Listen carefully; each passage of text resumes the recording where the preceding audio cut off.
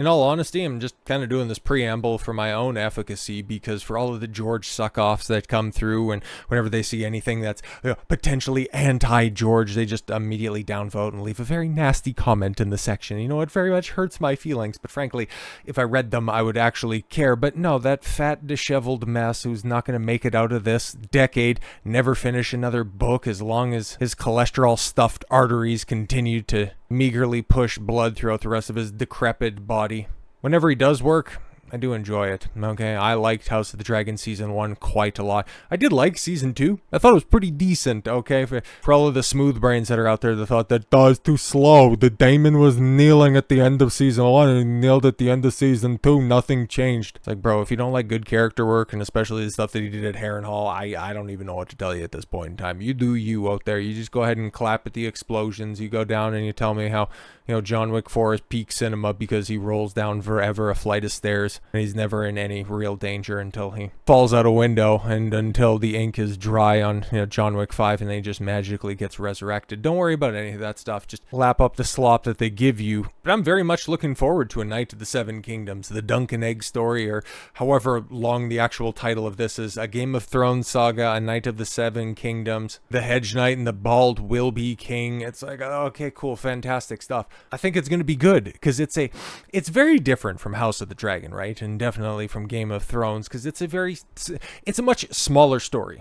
It's kind of a father-son story in so much as it's Dunk, Sir Dunk the Tall, traveling around Westeros, even though the first is going to be, I think it's the Ashford tourney. We've seen the 10-second teaser that is out there, and it's obviously tournament grounds, and if that's going to be the entire 6-episode story is going to be about telling that story, very cool. Introducing who Dunk is, how he's traveling around for the first couple episodes, setting up the tourney, and then the big battle at the tourney, where, yeah, you know, it's just people on both sides, and then the big dramatic twist at the end. It'll be very good. It's going to be very small scale. There's not going to be too many things blowing up, at least in the first season. If they eventually go through and tell the complete story, well, what should be the complete story, because here's the thing, right? Because this is another book series that is not done and will never get done. But at least we know that it does have a definitive conclusion, because things go down at Summerhall. Rhaegar Targaryen is born, and then that ends up leading into Robert's Rebellion at a later date, if they want to go ahead and expand on that and make a series out of that, which you goddamn well know that they want to.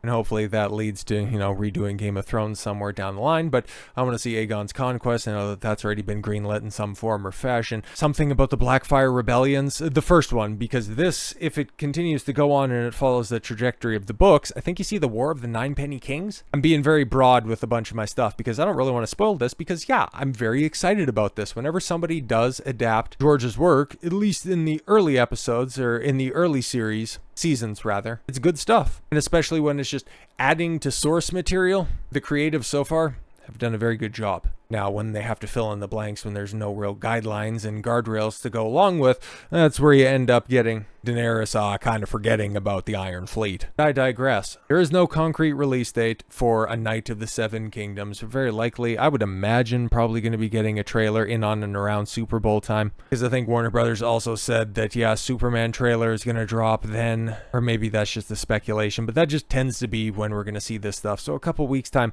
we'll have a clearer picture as to what the entertainment landscape is going to be looking like, because as much as the cinema is all set up, the TV space is a little bit more wide open. There's a lot of projects that are out there, but no firm release dates. And as such, I'm looking forward to this one quite a bit. And so, no, I'm not just a blind George hater. No, I'm not somebody who thinks that they're entitled. Oh, you're just entitled. He doesn't owe you any books. Well, bro, I haven't read the books at all, okay? I appreciate the guys who delve through the lore, extrapolate on what's most likely to come out next, what logically makes sense based on the source material already available, and making logical deductions. I haven't bought, nor am I ever likely to buy, a Song of Ice and Fire book, mostly because I normally wait for entire stories to be finished before I want to buy in on anything. But we're all just having fun here, and specifically Larry Correia, with a very, very funny dedication that is ruffling the feathers of all the George suck-offs, mocks Martin in dedication of new epic fantasy novel Heart of the Mountain.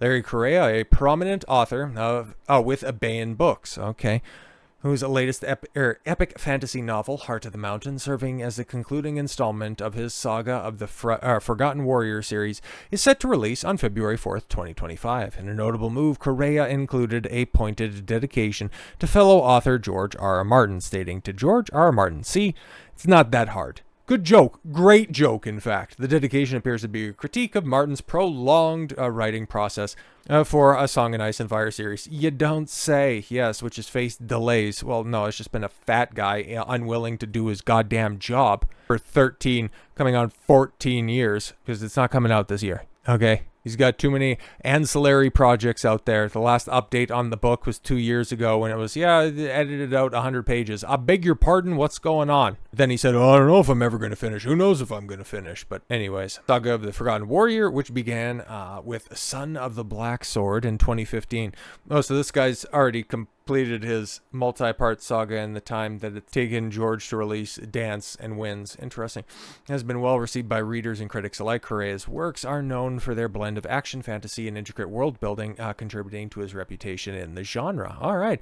Well, Correia's dedication to Martin has sparked discussion among fans and a literary community. It also highlights the varying approaches authors take towards their craft and the expectation of their readership. Yeah, exactly, because when you set out and say, hey, I've got this multi-part saga, got it planned out, it's just going to take me some time. Hopefully you guys like it. It's ready to go. At least the rough outline is. I'll work on it as we go, and hopefully you guys like what I have here. Might make some changes along the way. But I promise you a story, and I'm going to deliver on that. As opposed to George that started writing this stuff in the goddamn 90s. When I was in, elementary school? Or it might have even been before that. When a Game of Thrones came out, I forget, but you take a look at his early release schedule, and then as he became more bloated, more satiated with Hollywood projects, something that can keep his mind off of his rabid audience that he's cultivated since the release of Dance of Dragons, because when the last time that he released this, the world, societal world, the fantasy world, his audience type world is a very different place, right? 2011, Dance with Dragons. I thought it was a Dance of Dragons. You might have that mistaken right there. George might end up, but we know that he doesn't know how to end the story, okay? We know he doesn't want to get roasted like Dan and Dave did back in 2019 with the conclusion of Game of Thrones.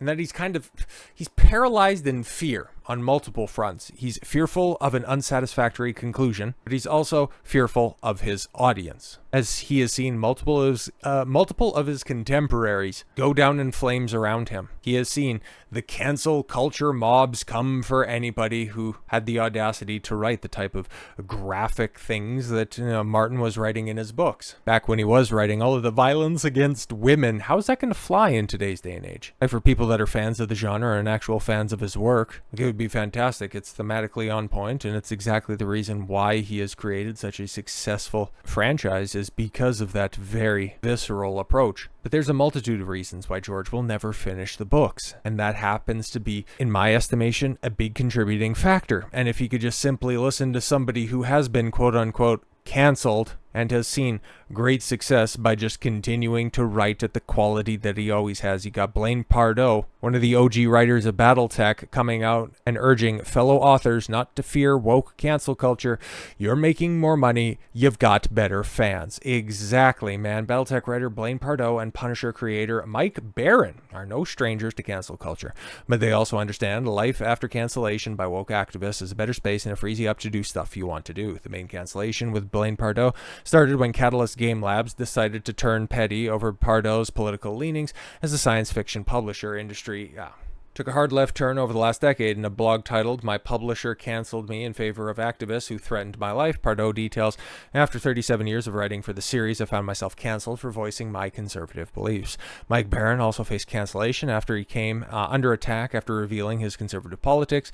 He faced a denigration from former Nexus partner Steve Rude, as well as attacks from Uncanny X-Men writer Gail Simone, and tried to push him out of the mainstream comic industry, despite his legendary work on The Punisher and The Flash. And now they're working on this book series. Fantastic stuff. I bet it's probably quite good, because both of those guys are exceptionally talented. Both men teamed up for a new book called Tenure, an action thriller set in modern times with a poignant message against wokeism. Pardoe and Mike Barron took to John A. Douglas's YouTube channel to talk about things, but their overall message, I think, is something that can broadly resonate to the likes of George R.R. Martin and his crew. because under no circumstance could you ever confuse George R.R. Martin with being a conservative. And frankly, I don't need it. I don't really care, okay? I've stated it before, I'm all to my favorite figures in entertainment. Don't share my same political view of the world, and that's totally okay. A lot of the more prominent conservatives I find to be completely and totally cringe. Like for every Nick DiPaolo, you have your, I don't know, pick your host over at the Daily Wire. I don't need to be pandered to. Let your work speak for itself. But it all comes back to a quote that Razor Fist, of all people, dropped a few years back that I think is awfully poignant now more than ever, because after the cancellation of Blaine Pardoe, he hopped on with Razor Fist and had a very good interview as well. So yeah, it does make some sense for me to bring this up, and it's something that definitely lives rent-free in my head.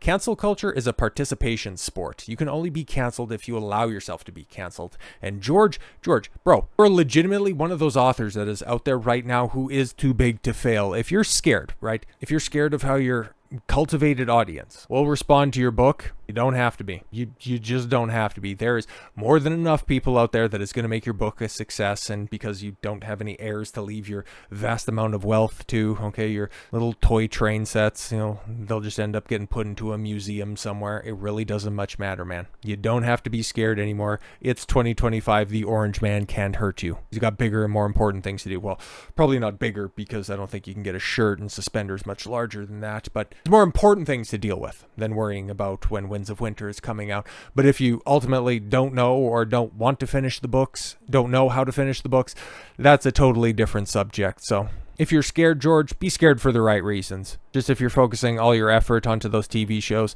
just make sure they don't suck like the last 4 seasons of Game of Thrones. So with all that said, thank you all very much for the gift of your time. I've been Don Consuelo. I want you to follow your gut and get after it. Take care, everyone.